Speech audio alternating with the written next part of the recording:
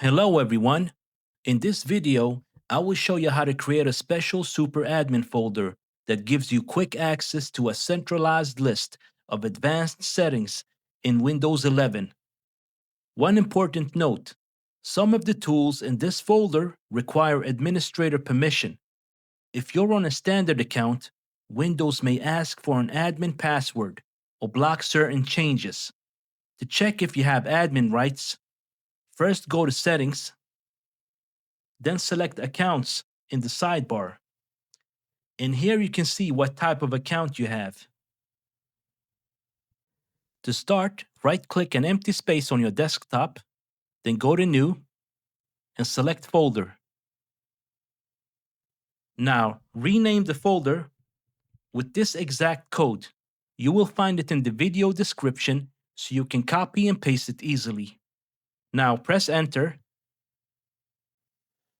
The icon changes now to a control panel icon.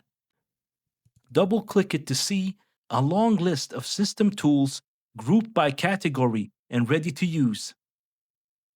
This folder doesn't unlock hidden tricks, but it puts hundreds of existing options into one organized, centralized view so you don't have to dig through menus.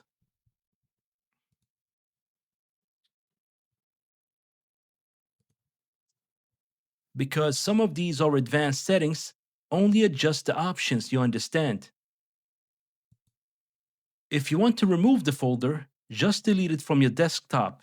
Your actual system settings won't change.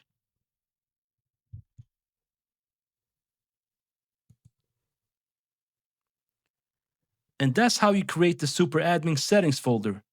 If you found this helpful, subscribe to Libretechia for more practical tutorials.